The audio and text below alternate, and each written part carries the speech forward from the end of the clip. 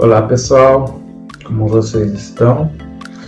Bem-vindo à nossa 11ª aula sobre a literatura e a terceira aula em que a gente vai trabalhar sobre o Barroco. No caso desta aula a gente vai estar vendo o significado, o sentido de duas palavras, que tinham um uso pejorativo, que era o rococó e o barroco. Então é como se fosse um apelido, que se dava a quem seguia tais tendências da literatura ou da pintura, da decoração da casa e da escultura, assim por diante. Então a gente vai ver uma aula bem interessante. Para você que caiu de paraquedas nessa aula, eu vou deixar um card acima para que você assista as outras aulas. É um pacote completo sobre o Barroco, tá? Aliás, sobre toda a literatura, principalmente brasileira, no caso, literatura brasileira, de A a Z. Então, são muitas aulas que serão gravadas, ok? Então, na aula de hoje, deixa eu só me achar aqui, a gente está na aula 3 sobre o Barroco. A gente vai trabalhar. A gente já viu o Barroco como espírito e estilo na aula 9ª. Na aula 10ª a gente viu o Barroco nos dias atuais e hoje a gente vai ver o Barroco e o Rococó. Na próxima aula a gente vai estudar Gregório de Matos, o pai da literatura brasileira, por assim dizer, e depois a gente vai trabalhar o Barroco incrível de Padre Vieira. Então, bem-vindo à nossa terceira aula sobre o Barroco. Tá? Curta, pessoal, compartilhe. Então, vamos ver hoje qual é o sentido que leva tais termos à existência dentro do mundo literário. Lembrando que essas aulas que a gente está tendo, a aula, por exemplo, a aula 10ª, a aula passada, a aula de hoje, é uma aula mais multissemiótica, ou seja, a gente não vai trabalhar apenas textos literários, mas momentos históricos, contexto, obras de arte, pintura, tá? E assim por diante, escultura, para que a aula tenha mais dimensão, no caso da literatura, ok? Então vamos lá. Contexto ao surgimento do Barroco. A gente vai estudar uma introdução, tá? Vou falar sobre o contexto histórico em que o Brasil passa, tá bom? Mas os termos Barroco e Rococó na literatura refere-se a estilos literários que marcaram diferentes períodos históricos. Rococó e Barroco são a mesma coisa, a mesma filosofia, mesmo estilo artístico. Só que o Rococó ele tem uma atenuação em relação ao Barroco, que ele é mais carregado, ele é mais pesado. Tá? Então a gente vai... Vocês lembram na aula passada os textos barrocos que eram bem pesados e o texto Rococó que vai ser um pouquinho mais leve? Então, o termo barroco e o rococó na literatura refere-se ao uso pejorativo. Ou seja, era um apelido que se dava, tá, gente, a pessoas importantes que seguiam tal estilo. Então, a pessoa é muito rococó, ou seja, ela é muito pesada naquele estilo barroco clássico, pesado, escuro. Vocês viram na decoração de uma casa barroca como o ar é bem pesado, a parede é carregada de um papel de parede, o tapete é muito grosso. Imagina o trabalho que dá para tirar o pó de uma casa puramente barroca. E a alergia, para quem tem rinite, imagina naquela época. Então o rococó ele traz um pouco de suavidade, que a gente vai ver daqui a pouco. Então o barroco ele significa, dentro da nossa ênfase dessa aula, pérola deformada. Ou seja, é algo nobre mas muito exagerado, muito suntuoso, né? O barroco, ele é muito carregado. Então é bonito, mas é muito torto, por assim dizer. Já o rococó, ele vem do francês e ele significa rocaille, ou seja, jardim de pedras. Então ele dá uma ênfase a uma arte mais delicada, mais sensual, que no caso é o rococó, tá bom, gente? Então o barroco, né? O barroco nasceu na Itália e se espalhou pelo mundo, e o rococó nasceu na França posteriormente, né, no século XVIII, e também se espalhou pelo mundo. Tá, então vamos estudar um pouquinho do período histórico, né? Então, tendo a cultura, né, no Brasil, a gente está falando de um Brasil principalmente no Nordeste, ok? Então, tendo a cultura de açúcar como base econômica no Nordeste, onde tal cultura se expandia como centro cultural, principalmente Bahia e Pernambuco, a colônia contra a qual se coloca Gregório de Matos ainda não possui condições materiais, ou seja, financeiras, estrutura, lhe permite uma vida literária. Então o Brasil, como um país sem condições, sem gráfica, sem publicação, a lógica gráfica vai surgir depois, né, em Monteiro Lobato, dentro do território nacional, mas não existia condições de aquisição de livro, o povo não tinha muita leitura, não era democratizada a literatura, a leitura. Então, por isso a solidão de Gregório de Matos, e também por ser um poeta maldito, boca do inferno, por ser tão duro nas suas palavras, mas de um modo positivo. Então, a existência desse barroco, a primeira ênfase, existe como apenas ecos dentro do território nacional. Somente nessa primeira metade do século, mas somente na segunda metade do século XVIII, quando o ciclo é incorporado em artes que não somente a literatura. Ou seja, na segunda metade do século XVIII, o Brasil já tinha condições pelo ciclo do ouro, que daria condições financeiras e materiais a uma arquitetura, aquisição da arquitetura, contratar artistas, importar artes da Europa, trazer a música, né, para dentro do contexto urbano, né, por assim dizer. Então parece mais lícito falar de um barroco brasileiro, tá? E até mesmo mineiro, cujo exemplo mais significativo foram os trabalhos de Aleijadinho e Manuel da Costa Ataíde, ok? E composições musicais como o de Lobo de Mesquita, Marcos Coelho e outros. E a poesia coetânea, ou seja, feita na mesma época. Então, essas obras são resíduos, né, do barroco, mas também do rococó, são arcádicas e neoclássicas, havendo, portanto, uma dissincronia, né, uma desigualdade cronológica entre tais obras dentro do território como o Brasil. Continuando aí o nosso contexto, assim como uma disparidade cronológica separa a leitura barroca brasileira da sua música, da sua escultura, da sua arquitetura, uma disparidade estilística separa os dois.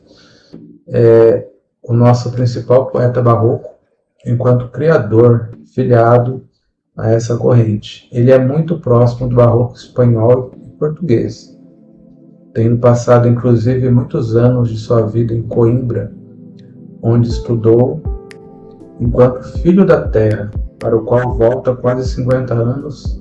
Gregório de Matos, apelidado Boca do Inferno, foi o primeiro grande trovador que tivemos. Um trovador que cantava seus versos em tavernas, nos bares, desacatando os donos do poder, sendo desbocado e tinha uma paixão pelas mulatas e usava uma linguagem coloquial mestiça das ruas. Então, um trovador que nada publicou em vida, mas que, conjugado ao barroco ibérico, aos barroquismos da sociedade baiana, deixou uma obra múltipla e extremamente rica, uma obra que não só exemplifica os principais traços da poesia barroca, seus temas e preocupações, como também inaugura entre nós a expressão artística do sentimento nacionalista, ok? A gente vai estudar, né, na aula 13, não, na próxima aula, aliás, né? A gente vai estudar na próxima aula um aprofundamento de Gregório de Matos, ok? Então esse é o contexto nacional. E agora a gente vai ver a diferença dentro de um texto, dentro de uma letra musical, do que é o barroco, do que é o rococó, ou até mesmo de uma poesia, tá bom? Então, rococó vezes, né, o barroco vezes o rococó. Então, os termos barroco e rococó na literatura referem-se a estilos artísticos literários marcados por diferentes períodos históricos. O rococó ele nasce no século XVII, início do século XVIII. Então, o barroco foi um movimento literário que seguiu como uma resposta às tensões da época, especialmente a luta entre o pensamento religioso medieval e o racionalismo renascentista. As suas principais características incluem o contraste e antíteses, ou seja, aquela briga entre luz e sombra, céu e inferno, bem e mal. Uma linguagem rebuscada e ornamentada, uso intenso de metáforas e hipérboles, pessimismo e angústia existencial, cultismo, jogo de palavras e conceptismo.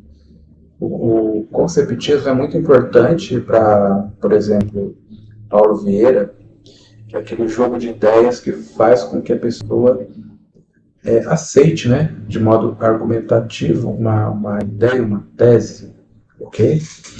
Então, no Brasil, o nosso principal representante barroco foi Gregório de Matos, conhecido como Boca do Inferno, por suas obras satíricas e, por assim dizer.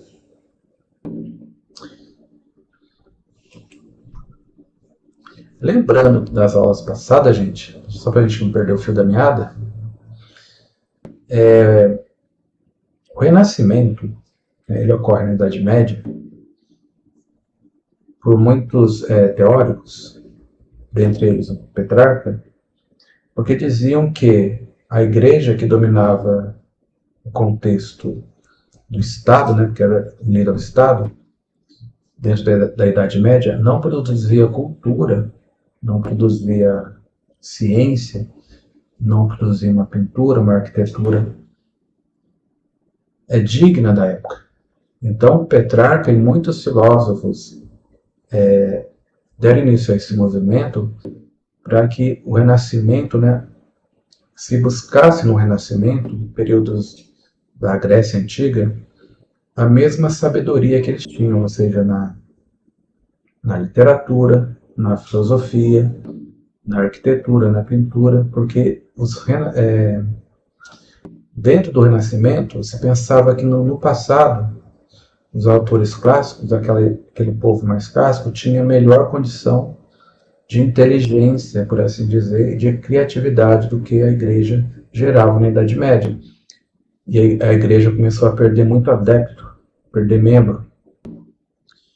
Daí os papas, né, eles se reuniram e começaram a colocar obras de arte dentro da igreja e modificar a igreja com muitos desenhos novos, obras de arte, para que o povo visse, né, o povo católico, que a igreja católica não deixou o povo atrasado, mas trouxe a beleza, a arte para dentro da igreja, por assim dizer.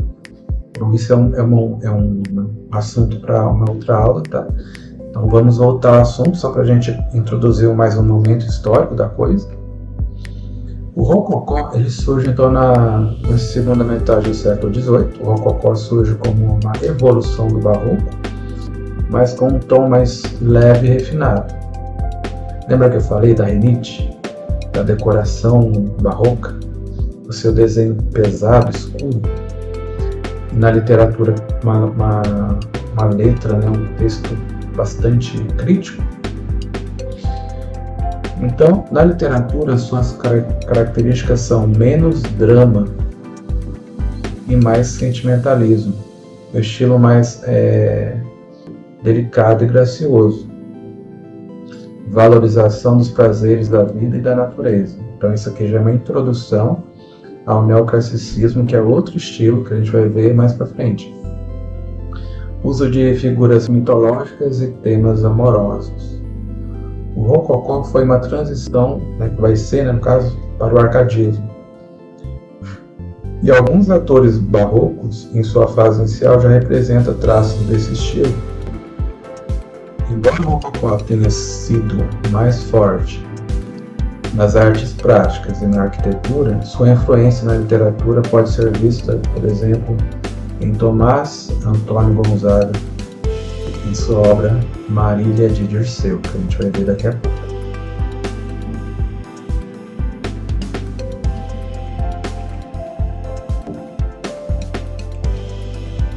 Então aqui existem alguns exemplos de barroco, tá? Texto barroco, por exemplo, de Gregório de Matos, que a gente já viu na aula passada, nas aulas passadas alguma coisa. Olha só esse texto barroco. Um fragmento de uma poesia de Gregório de Matos. Que falta nesta cidade? Verdade. Que mais por sua desonra? Honra. Falta mais que lhe ponha? Vergonha. Então essa poesia são várias perguntas retóricas que ele mesmo responde e são duras críticas à sociedade da época, ao governo, à igreja e ao povo fofoqueiro da rua. Então, nesse trecho, ele mostra aquele jogo de ideias e contraste, ó, luz e sombra. Verdade, vezes mentira, honra, às vezes desonra, características do conceptismo. Ao mesmo tempo que dentro do barroco existe aquela luta entre buscar o que é santo, o que a igreja oferece, a se desligar de todos os prazeres do mundo, ou voltar-se aos prazeres da carne, à ciência, à vida terrena, e esquecer da igreja. Então existe essa ânsia, essa angústia dentro do barroco. Ok? Agora, chega uma hora que fica muito saturado o barroco, ele começa a se atenuar. Então esse texto aqui, Rococó, tá? Texto Rococó de Tomás Antônio Gonzaga, Marília de Dirceu, um fragmento. Repare como essas palavras são mais suaves. Os teus olhos espalham luz divina, a quem o céu deu a formosa peregrina, que excede as belezas desse mundo. Então o texto Rococó anuncia as bases de um novo estilo literário que veremos a seguir, que será chamado de neoclassicismo, classicismo, novo classicismo, ou arcadismo, uma volta ao passado da Grécia, okay? Os povos clássicos greco-romanos. No que diz respeito à pintura, o Rococó, né, ele introduz uma arte com muita cor e muita sombra, como essas pinturas que estão aqui, de Caravaggio. Há um errinho aqui, gente, vamos corrigir. Corrigir ao vivo, né? Quem sabe faz ao vivo. Então, esses quadros aqui, Narciso, aquele que se apaixonou pela sua própria imagem, Judas, né, sendo incrédulo. Então, são obras que muitas vezes a igreja encomendou, algumas, né, outras não, para que fosse colocada dentro da igreja, né, ou representado um novo estilo fora da igreja também, ok? Então, e no Rococó? qual tipo de arte que eles produzem. Então repare que há mais leveza, cores e formas esvoaçadas, como essa moça aqui no balanço, ó, nessa obra de pintura. Nessa daqui, Existe Natureza, Reunião num Parque, de João Batista Pater, A Dança, né, de Jean Antoine Vatel. Tá? Então são obras mais sensuais, mais leves do que, olha só o contraste, ó. Barroquismo puro, rococó puro, ok? Então a aula multissemiótica ela não vai levar apenas em função o texto, né? Ele vai levar em função o contexto, as obras de arte, a pintura e tudo mais que diz respeito ao mesmo assunto. Por exemplo, na arquitetura barroca, né, ela é sempre exagerada e muito trabalhada na pintura, com desenhos pintados em ouro, a madeira, né, bem trabalhada em sua maioria. Essa igreja aqui, Rio de Janeiro, é a Nossa Senhora Monserrate, tá, no Mosteiro São Bento, RG, Rio de Janeiro. Eu disse agora há pouco que há uma discronância, né, a discronologia do tempo entre os períodos. Então essa aqui é a primeira metade do século XVIII. Você pode ver que por fora ela tem um desenho bem simples, mas se você olhar por dentro da igreja, ela é semelhante a essa igreja de São Francisco de Assis. Ou seja, por fora é uma coisa, por dentro ela é totalmente ornamentada e trabalhada. Eu tive numa igreja em Budas Artes. Eu até esqueci o nome da igreja, mas por fora é quadrada, branca, com linhas simples. Eu não coloquei aqui nessa aula porque é proibido gravar lá dentro. Mas se você entra na igreja, é outra coisa. Todo o cenário da igreja é trabalhado com madeira e pinturas assim maravilhosas, ainda que esteja bem desgastada com o tempo. Mas é todas as cores, ouro pintado sobre madeira, ou seja, por dentro é diferente. Até se chamava de cavernas douradas, porque quando você entrava era muita coisa para chamar a atenção. Então a igreja, como estava perdendo muito membro para os movimentos racionalistas, eles começaram a trabalhar essa parte, tá, de obras de arte dentro da igreja, ok? O barroco, ele sempre traz obras exageradas, né?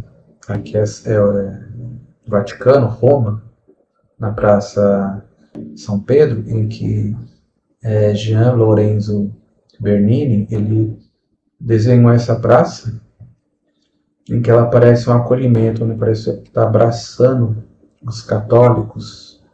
Tá? Então é uma obra de arte retratada dentro da igreja. E esse Lorenzo Bernini também fez essa obra de arte que está à direita. Então são obras barrocas encomendadas pela Igreja Católica para chamar os fiéis ao reencontro com Deus, por assim dizer. Essa arquitetura aqui é rococó. Repare que o fundo é branco. Ela também é bem trabalhada, em madeira pintadas em ouro, mas ela tem um tom mais leve. Olha aqui. Então essa arquitetura rococó é mais leve e atenuada. O entalhe dessa igreja, no caso, lá de Minas, ela foi feita por Antônio Francisco Lisboa, né, o aleijadinho e a pintura do teto, ela foi feita por Manuel da Costa Ataíde. Então isso aqui é um rococó. E na sua cidade você consegue distinguir se a sua igreja é católica? Ainda que você não seja católico ou não, mas se você for lá dar uma olhada, qual estilo você acha que você vai encontrar? um estilo mais denso, como essa daqui, ou um estilo mais suave, como o rococó. Pessoal, então, na aula de hoje, nessa aula 11ª, a gente viu nessa aula que o cenário entre o Barroco surge no Brasil em duas fases importantes, que é o Barroco e o Rococó. E a primeira fase ela é mais densa em seu estilo, Rococó puro, e a segunda fase é um pouco menos rígida, abrindo lugar a um novo estilo que nas próximas aulas chamaremos de Barroco ou Arcadismo. Então espero que fique claro, para a gente a diferença entre o Rococó e o Barroco. Com quais obras de arte ou estilo você se identifica melhor? Pessoal, então essa é a nossa 11ª aula. Curta, compartilhe, qualquer dúvida coloque abaixo desse vídeo e até a próxima aula e até mais.